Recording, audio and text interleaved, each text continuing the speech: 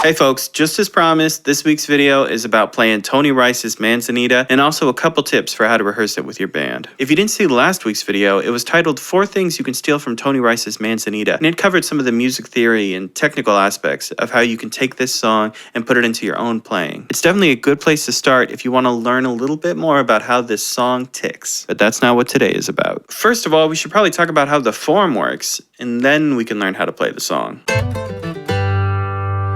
There's 2 different big recordings of this song. One off of the 1979 album Manzanita that we talked about last week, and one from the 2000 album Unit of Measure. The biggest difference has to do with whether or not the vamp from last week is there or not. In the 1979 version, Sam Bush plays some chord swells, and then they kick into the form, which is AAB. In the 2000 version, Tony plays the A part melody slowly, starts the vamp, plays the B part at tempo, then returns back to the vamp. Then they kick into the standard form. After all of that vamp or no vamp stuff, the easiest option to me would either be to kick right into the tune, more like the 1979 version, or to start from the second vamp in the 2000 version. Basically just a short vamp right at the beginning and then you're into the form. So forget all about that stuff for a second. When you arrange this tune, you can do it however you want with your own band. Right now, I just want to show you what the form sounds like. Make sure you can hear it and that it's clear in your mind.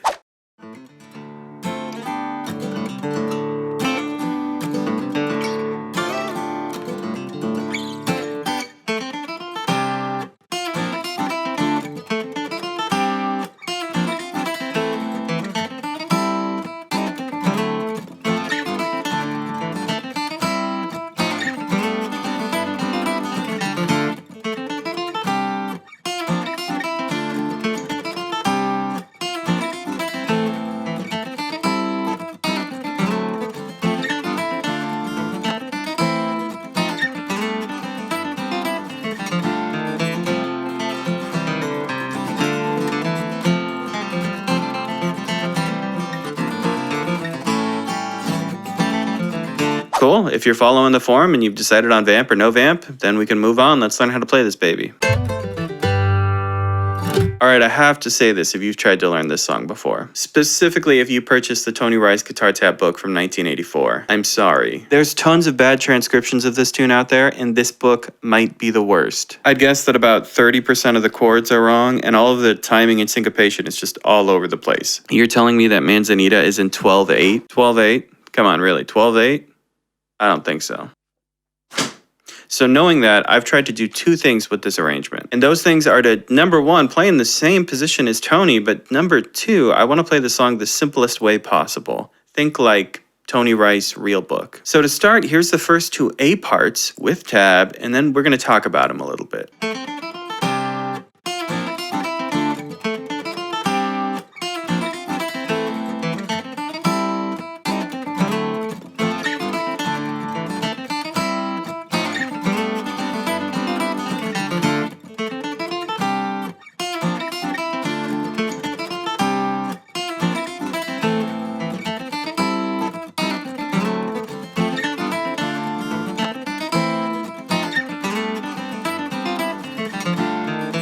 Okay, so to recap from the last video really quickly, the melody is really only played in 2 different scale shapes, and that's either D minor hexatonic or that's A minor pentatonic box 5 with an added blue note. If you don't know those, go watch the other video. It makes learning the A part much easier. Moving on from scale shapes, timing here is key. It's really important, and we know that Tony Rice cares about good timing. Timing is one issue. I'm one of the worst time bugs in the world. I hate musicians that play out of time. I can't stand it. You'll never pull off this song with sloppy timing. And one thing that's going to help you try to get everything in the right place is if we can get all of those runs that start the phrases in the right place. Now you can do that by saying rest or 1 right at the beginning of all of those measures, because in every single one of those measures that has the ascending run that starts a phrase, there is a rest on beat 1. And if you can put something to hold that space, it'll keep you from starting too early or starting too late even. Here's an example. 1, 2, 3, 4, 1.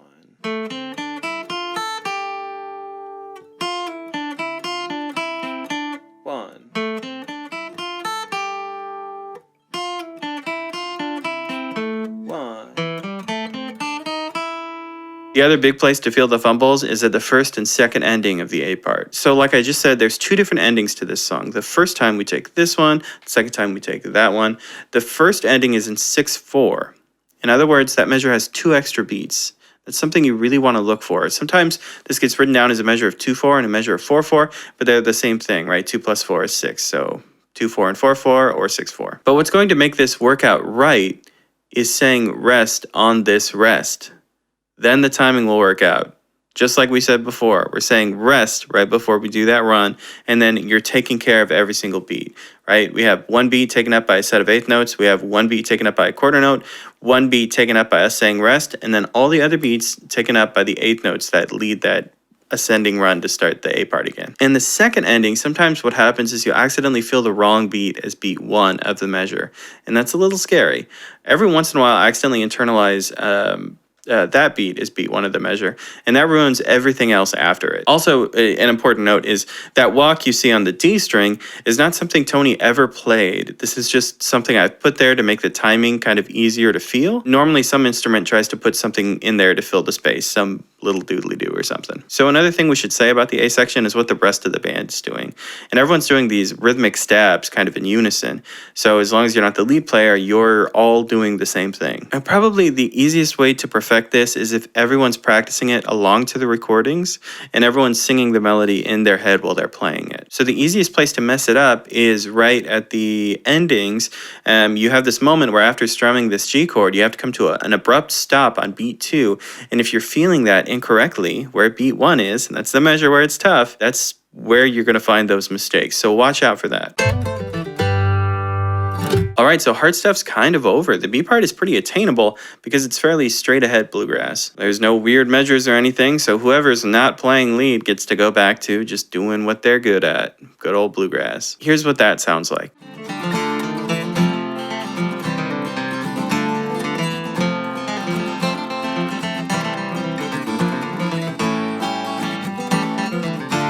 All right, now some notes on this part. Tony plays these first 4 measures differently basically every time. So here's a bit of a mix of the 1979, 2000 version and maybe some live versions. I don't know, I just tried to make it simple and make it easy but still feel like Tony. These second 4 measures, he basically plays that same run every time. So whatever version you're listening to, that should line up fairly well. The B part does have a couple extra measures after those first 2 sets of 4, though. And this is where things get kind of weird because what I wrote in the first measure, that's not really what Tony plays. He'll play things that are similar to that, and sometimes he plays really weird syncopated stuff there. And even in the 2000 unit of measure version of the song, he even extends that measure to be, 2 measures or something. So a lot of different things can happen right there, but what I picked is something from one of the recordings. I can't remember which one, but a fiddle player plays something like that, and I grabbed it. But that gets you through the entire B section, which means as long as the band hits that D minor, right on beat 4 in this case, and stops, the next soloist just has to say rest, and then start the ascending run to get back into the A part. Okay, so finally, here's my uninterrupted recording of Manzanita. 2 times through the form, so AAB, AAB. The tab's on the screen, and of course you can download it for free and print it out from my website. There'll be a link in the description below.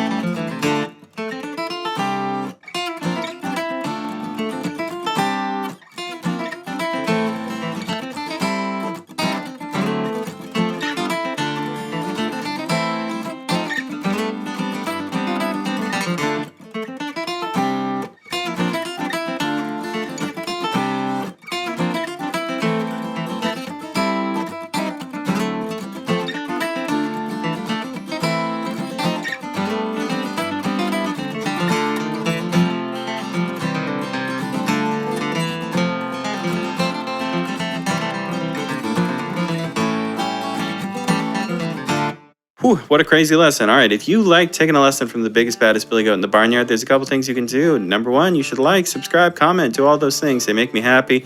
You can find me on the 3 big places online. You know what they are. After that, check out the Instagram account I help run, Jazz and Grass. It's a daily lick every single day, and we also release a podcast on Sundays. After that, you should check out my website, lessonswithmarcel.com. There's some stuff you can buy. There's some stuff that's free. That's also where you can sign up for Skype lessons. It's a wonderful place, I promise. Anyway, I think that's it. I'll see you next time.